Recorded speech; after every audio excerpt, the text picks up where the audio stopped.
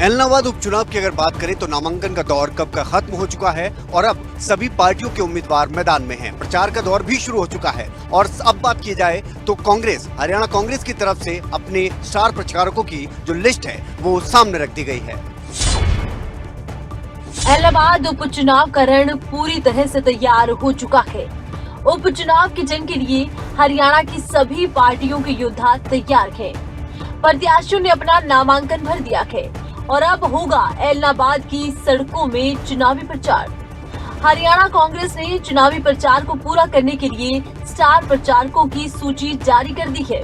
इस सूची में 20 कांग्रेसी नेताओं के नाम शामिल हैं।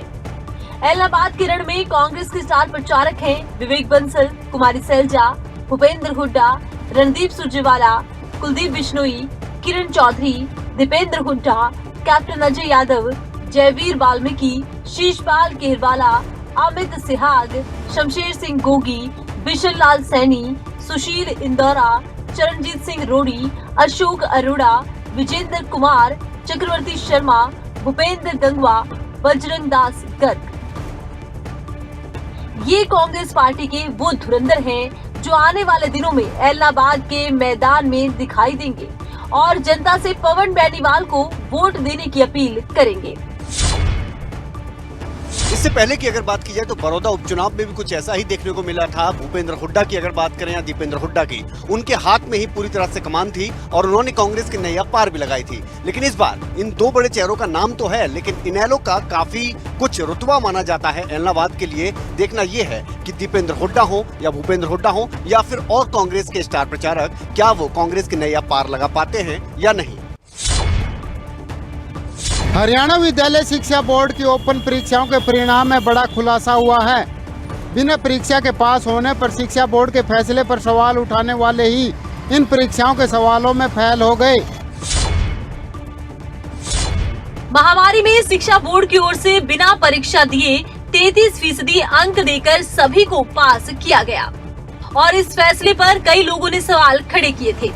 इस फैसले से नाराज अलग अलग संगठनों के साथ कई बार विरोध प्रदर्शन भी देखा गया, तो एक बार शिक्षा बोर्ड का घेराव भी किया गया। शिक्षा बोर्ड के फैसले पर सवाल उठाने वाले इन परीक्षार्थियों का तर्क ये था कि कॉलेज में 33% से पास किया गया तो सभी बच्चों को दाखिला नहीं मिलेगा, जिसे लेकर अब बड़ा खुलासा हुआ है। परीक्षा पर सवाल उठाने वालों को ही इन परीक्षाओं में सवाल नहीं आए और आधे के करीब परीक्षार्थी परीक्षा में अब पास की जगह फेल हो गए। बता दें कि महामारी कम होने पर शिक्षा बोर्ड ने ऐसे असंतुष्ट परीक्षार्थियों की सितंबर माह में परीक्षा ली, पर अब रिजल्ट आया तो वो चौंकाने वाला है। कुछ ऐसे विद्यार्थी थे जो बोर्ड ने परीक्षा परिणाम दिया था 10वीं 12वीं का, उन्होंने कहा था हम बोर्ड के परीक्षा परिणाम से संतुष्ट नहीं है। ऐसे 1480 विद्यार्थी थे। उन विद्यार्थियों में से भी 10वीं में 72 विद्यार्थी पास हुए हैं और 12वीं में 439, कुल 511 विद्यार्थी पास हुए। और जो रीपेयर जिनकी दोबारा से आ गई है, जो हमने 33% पास कर दिए थे, वो 33% अंक भी प्राप्त नहीं कर सकते। ऐसे विद्यार्थी 10वीं में 96 विद्यार्थी हैं और 12वीं में 488 विद्यार्थी हैं। कुल मिलाकर 584 विद्यार्थी ऐसे हैं जो बोर्ड ने एवरेज मानते हुए 33% अंकों से पास कर दिए थे। ऐसे वो 584 विद्यार्थी फेल हो गए। गौरतलब है कि 12वीं में बिना परीक्षा दिए 33% अंकों के साथ पास होने वालों में हरियाणा के पूर्व सीएम ओपी चौटाला भी शामिल थे। अब हरियाणा विद्यालय शिक्षा बोर्ड ने यह परीक्षा लेकर सभी सवालों पर ताला लगा दिया है। नारायणगढ़ में किसानों ने सांसद नायब सैनी की गाड़ी से एक किसान को टक्कर मारने का आरोप लगाया था, जिसके बाद किसानों और प्रशासन के बीच बैठक हुई और दोनों पक्षों में सहमति बनी है। नारायणगढ़ अनाज मंडी में किसानों और प्रशासन के बीच हुई मीटिंग के बाद किसानों और प्रशासन के बीच सहमति बन गई। गौरतलब है कि कुछ दिन पहले नारायणगढ़ में विरोध के दौरान किसानों ने बीजेपी पर नारायणगढ़ को लखीमपुर खीरी बनाने का आरोप लगाया था, जिसको लेकर किसानों ने पुलिस को एक शिकायत भी सौंपी थी और कार्रवाई की मांग की गई थी। किसानों ने पुलिस को 10 अक्टूबर तक का समय दिया था कि अगर पुलिस ने एफआईआर दर्ज कर कार्रवाई नहीं की तो किसान नारायणगढ़ थाने का घेराव करेंगे, जिसको लेकर नारायणगढ़ की अनाज मंडी में प्रशासन के अधिकारी और किसान मिलने पहुंचे और किसानों को इस मीटिंग में ये आश्वासन दिया गया है कि नारायणगढ़ मामले में जो FIR हुई है उसकी तथ्यों के आधार पर निष्पक्ष जांच होगी। पहले तो 3 केस हुए एक दिन में, ये भी रिकॉर्ड है सरकार का। आज तक एक दिन में 3 केस नहीं हुए और मेरे को 3 लोग केसों में अनुभव करा। मैं अपनी कहा भी मेरी नहीं करवाए कोई, जितने मर्जी हो। DSP साहब को अंदर मेरे साथ है जो उनके सामने ये कहा भी एक तो जिसको चोट लगी उसको भी केस, और तीनों केसों में वो एक ही में ला लो कहीं हो जाता। और एक जसविंद्र लड़का दूसरा, आज तक उन्होंने कभी झंडा नहीं उठाया, उसको भी अंदर करेक्ट केस है। तो इसलिए उन्होंने भी मान लिया। बाकी बता दें कि सांसद नायब सैनी की गाड़ी से एक किसान को टक्कर मारने का आरोप लगा है। किसान न्याय की मांग कर रहे हैं, जिसके बाद अब अम्बाला छावनी के DSP राम कुमार की अध्यक्षता में एक खास टीम का गठन किया गया, जो अब इस पूरे मामले की जांच करेगी। उनकी भी यही मांग थी कि हमारे साथ कोई नाइंसाफी न हो। इन्होंने बात बताई कि कुछ मामले इनका कहना है खुद हमारे ऊपर ऐसे मामले जिनमें हम नहीं थे, झूठे हैं। तो DSP कैंप की देख रेख में वहाँ पे एक SIT बनी और वो तथ्यों के आधार पे, सबूतों के आधार पे, सच्चाई के आधार पे उनके सुबह। बहरहाल मामले में प्रशासन ने किसानों को आश्वासन तो दे दिया है, अब देखना ये होगा कि कब तक कार्रवाई अमल में लाई जाती है। पेट्रोल डीजल के दाम लगातार बढ़ रहे हैं, ऐसे में असर आम आदमी की जेब पर पड़ रहा है। लोग मांग कर रहे हैं कि सरकार को कुछ बड़े कदम उठाने होंगे ताकि इस बढ़ती महंगाई पर कंट्रोल किया जा सके। कोरोना की वजह से कारोबार पर तो पहले ही विपरीत असर पड़ चुका है। ऊपर से हर रोज तेल की कीमतों में बढ़ोतरी कर जले पर नमक छिड़कने का काम हो रहा है। लगातार बढ़ रहे पेट्रोल डीजल के दाम ने जनता को परेशान कर रखा है और केंद्र सरकार महंगाई पर काबू पाने में असफल नजर आ रही है और केंद्र सरकार महंगाई पर काबू पाने में नाकाम नजर आ रही है। पेट्रोल डीजल की कीमतों में हो रही लगातार बढ़ोतरी ने लोगों की जेब पर बोझ डाल दिया। बात करें दिल्ली की तो एक बार फिर दिल्ली में पेट्रोल में 30 पैसे की बढ़ोतरी दर्ज की गई, तो डीजल 35 पैसे महंगा हो गया। और इसके साथ ही दिल्ली में पेट्रोल के दाम 104 रुपए 44 पैसे प्रति लीटर, डीजल की 93 रुपए 17 पैसे प्रति लीटर। तो मुंबई में 110 रुपए 41 पैसे पेट्रोल और 101 रुपए 3 पैसे डीजल के दाम है। कोलकाता में 105 रुपए 5 पैसे प्रति लीटर पेट्रोल है, तो 96 रुपए 24 पैसे डीजल के दाम है। चेन्नई में 101 रुपए 76 पैसे पेट्रोल प्रति लीटर है, तो 97 रुपए 56 पैसे प्रति लीटर डीजल जा पहुंचा। डीजल और पेट्रोल के लगातार बढ़ रहे दामों ने आम लोगों का दम निकाल दिया। महंगाई जनता पर कहर बनकर टूट पड़ी है, वो भी ऐसे समय में जब कोरोना महामारी की वजह से पिछले 1 साल से व्यापारी परेशान हैं। आम आदमी को था देखो थोड़ा सा बुरा तो लगता है कि महंगा होता जा रहा है दिन ब दिन पेट्रोल, बट आई थिंक देश की इकोनॉमी के लिए जो पहले सब्सिडीज वगैरह सरकार देती थी पेट्रोल पे, इसलिए रेट कम था, अब बढ़ रहा है क्योंकि सब्सिडीज हटा दी है। जी बहुत परेशानी है जी, बड़ा नुकसान है जी। हमारा धंधा तो उतना ही है, रेट उतना ही है हमारा काम करने का। डीजल जी दिन पे दिन बढ़ रहा है। आम आदमी को परेशानी क्यों नहीं है जी, बहुत परेशानी है हमें। सरकार को यही कहना चाहते हैं सर, जैसे आप डीजल पे बढ़ाते हो तो हमारा भी कुछ वो होना चाहिए। डीजल पे तो बहुत ज़्यादा परेशानी हो रही है बढ़ने की। तो वहीं नौकरी पेशा लोगों के जीवन पर भी असर पड़ा है। लोग किसी तरह से खड़े होने की कोशिश कर रहे हैं। ऐसे में पेट्रोल डीजल के रोजाना बढ़ते दामों ने लोगों की चिंताओं को बढ़ा दिया। इसे लेकर लोगों की क्या राय है वो भी सुनिए। क्या कहना है, हालत खराब हो गई हमारी। पर डे बढ़ रहा है ये, आज थोड़ी ना बढ़ रहा है, पर डे पेट्रोल बढ़ रहा है और जेबें खाली होगी हमारी। हालत इतनी खराब है कि पूछो मत। जब पेट्रोल डालते तो ये सोचते हमारा खून सूख रहा है पेट्रोल को डालते डालते। देख महीने से बढ़ा ही रही है, घटा कब रही है। असर तो सबको पड़ता है, किसको नहीं पड़ता है। बहुत बढ़े तो सारा बढ़ गया, सब्जी महंगी हुई, सब चीज़ महंगी हो गई, उसकी दालें महंगी हो गई, अनाज महंगा हो गया, सब कुछ महंगा है, कुछ भी सस्ता नहीं है। महंगाई तो बहुत बढ़ गई। बढ़ती महंगाई से त्रस्त आम जनता पेट्रोल डीजल के दामों में अब और बढ़ोतरी नहीं चाहती। क्योंकि देखिए पेट्रोल शतक पार कर चुका है, यहाँ तक कि मुंबई में तो डीजल भी शतक के पार है। ऐसे में उम्मीद ये की जा रही है कि सरकार की तरफ से कुछ बड़े कदम उठाए जाएंगे और आम जनता को कुछ राहत मिलेगी। पेट्रोल और डीजल के जो दाम है वो हर रोज़ बढ़ रहे हैं, इससे आम जनता पर कितना असर पड़ता है इसके लिए हम लोगों से राय जानेंगे। इस वक्त हम मैम गेट स्थित एक पेट्रोल पंप पर है, जहां पर आप देख सकते हैं कि काफ़ी लोग यहां पर जो है अपने वाहनों में तेल डलवाने आए हैं और जिस प्रकार से हर रोज़ 25, 30, 35 पैसे पेट्रोल और डीजल बढ़ रहा है उसका उनके जीवन पर कितना असर पड़ता है इसके लिए हम बात करेंगे। जी क्या कहेंगे रोज़ाना की बढ़ती महंगाई पर पेट्रोल डीजल पर? बस यही है, महंगाई है, परेशानी हो रही है, पेट्रोल डीजल के दाम है, बजट भी हिला हुआ है, लेकिन क्या करें, सरकार के फैसले हैं तो मानना भी पड़ेगा। तो क्या मांग करेंगे सरकार? यही है, एटलीस्ट मिडिल क्लास वालों के बारे में थोड़ा सोचा जाए। गरीब को वैसे फर्क नहीं पड़ता, अमीर को फर्क पड़ता ही नहीं है, तो मिडिल क्लास वाले ही परेशान होते हैं, तो उनके लिए थोड़ा सोचा जाए। निश्चित तौर पर मध्यम वर्ग पर इसकी मार जो है वो ज़्यादा पड़ती है। और बुजुर्ग हमारे साथ। जी अंकल जी क्या कहेंगे, रोजाना जो तेल के दाम बढ़ रहे हैं? भाई गलत है, सारी चीज़ महंगी होगी, तेल कितना है जो आम है और से ले जावा सब कुछ महंगा हो गया, बहुत गलत काम है।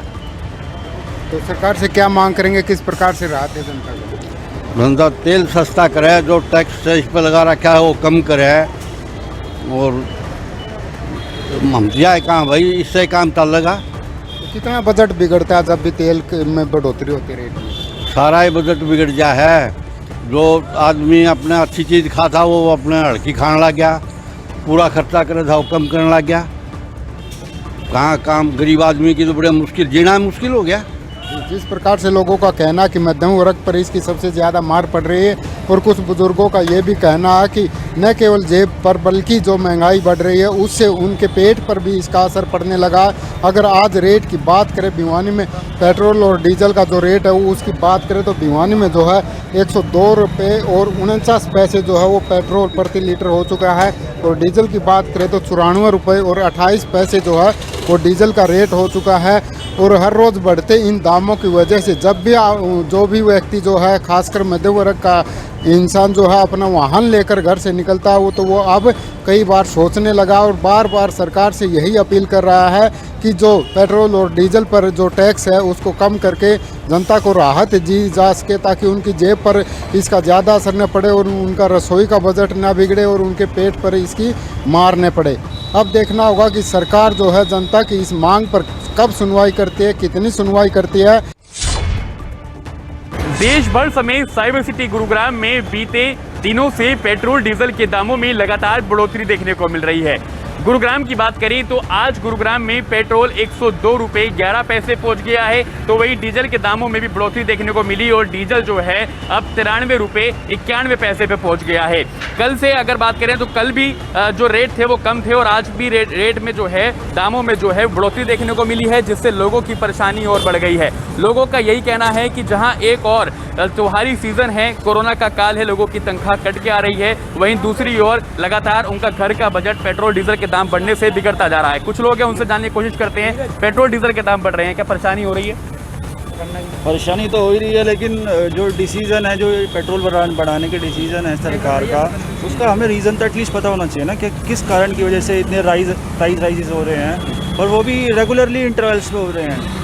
तो इन चीज़ों का कारण क्या है, वो तो एटलीस्ट कम्युनिकेशन तो जनता के साथ होना चाहिए ना। जो जिस प्रकार से रोष बढ़ता जा रहा है लोगों के अंदर कि प्राइस राइज हो रहे हैं, इसका मेन रीज़न तो यही है कि उनको रीज़न ही नहीं पता कि हो कारण क्या इन चीज़ों का। सरकार तो कह रही है कि कोरोना का काल आया जिससे सरकार को काफ़ी नुकसान हुआ और उस वजह से जो है पेट्रोल डीजल के दामों में भी कहीं ना कहीं बढ़ोतरी देखने को मिल रही है, वो भी एक वजह है।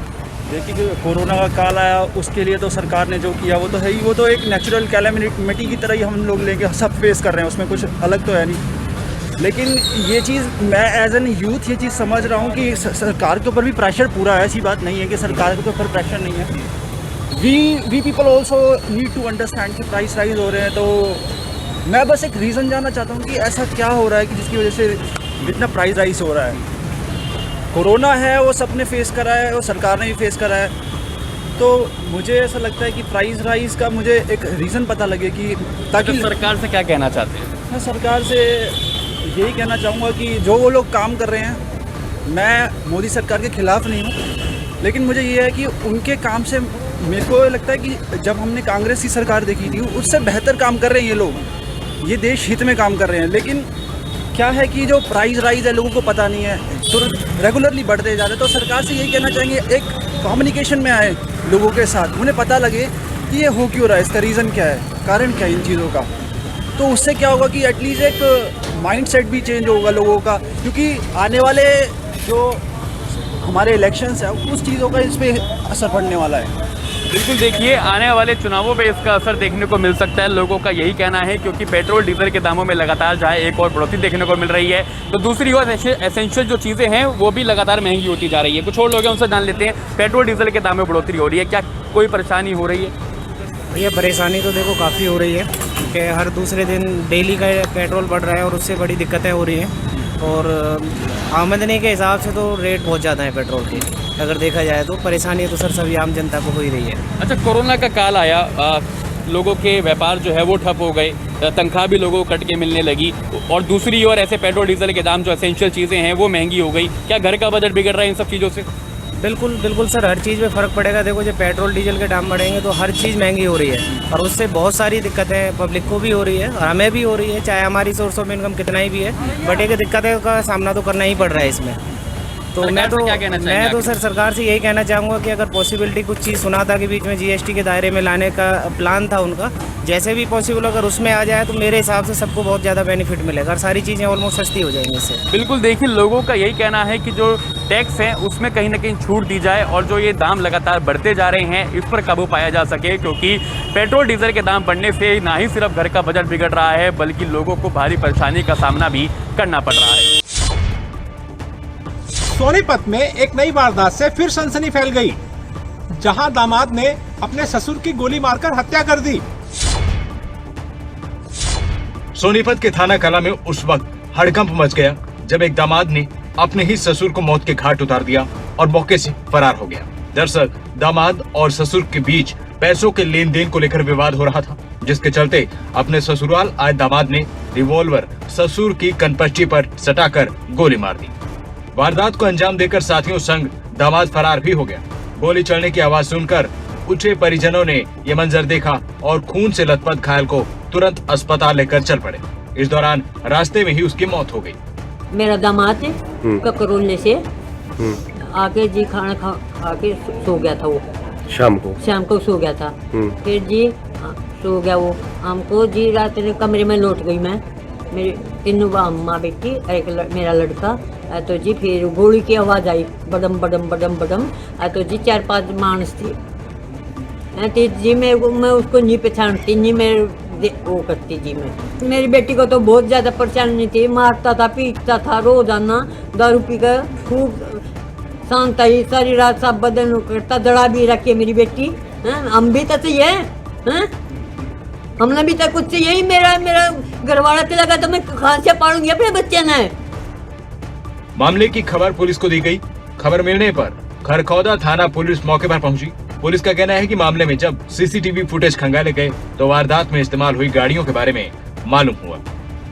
रमेश सनोपरी साल सिंह है, उसके दामाद ने ही उसके ससुर को गोली मारी है और उनका आपस में कुछ पैसे के लेन देन का या कई दिन से उस बारे लड़ाई झगड़ा चल रहा था, जिसको लेकर कल उसको मौका मिल गया और उसने अपने दोस्तों और भाणजों के साथ मिलके उसको गोली मार दी, जो कि पीजीआई रोहतक जाने के बाद रमेश की मौत हो गई। सीसीटीवी फुटेज एक बार चेक कर रहे हैं तो उससे पता चला, गाड़ियों का पता चला जो गाड़ी यूज हुई है इस वारदात में, जो कि फुटेज निकाल रहे हैं।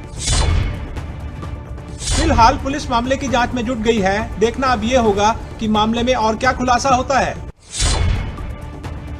तेज रफ्तार अक्सर सड़क हादसे का कारण बन बैठते हैं, लेकिन एक युवक को तेज रफ्तार गाड़ी चलाने से रोकना एक परिवार के लिए इतना ज़्यादा भारी पड़ गया कि उस गुस्साए युवक ने परिवार पर ही गाड़ी चढ़ा दी।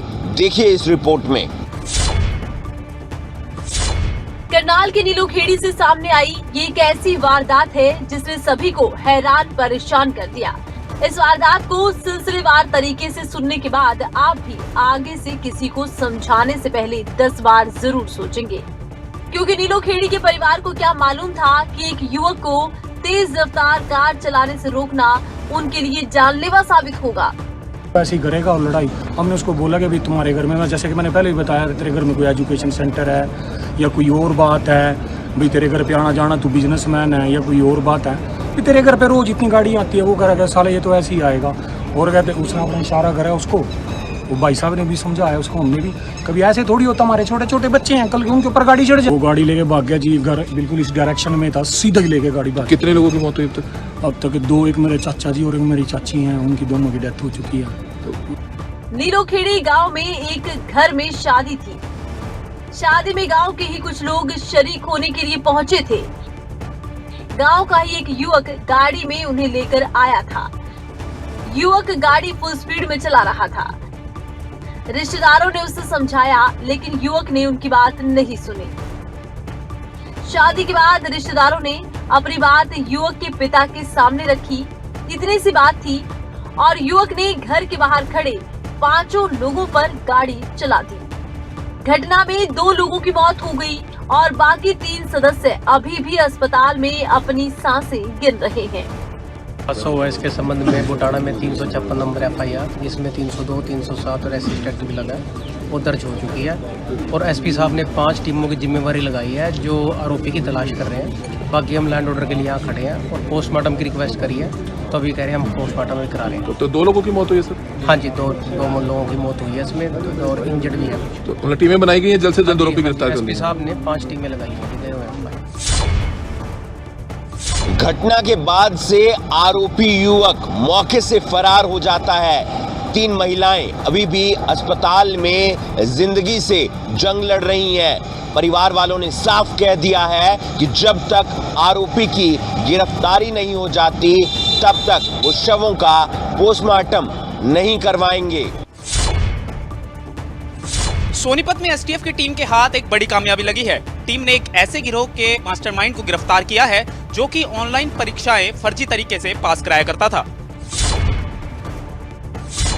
पुलिस की गिरफ्त में दिख रहे इस युवक ने ऐसा करतब कर दिखाया कि कई युवाओं ने घर बैठे बैठे बड़ी बड़ी डिग्रियां हासिल कर ली हैं। टैलेंट इस युवक का था, लेकिन फायदा इसने काफी लोगों को पहुंचाया है और बदले में इसने भी उनसे मोटी रकम वसूली है। दरअसल ये युवक देश भर में ऑनलाइन परीक्षा पास कराने वाले गिरोह का मास्टरमाइंड है, जो कि हरियाणा के सोनीपत का रहने वाला है।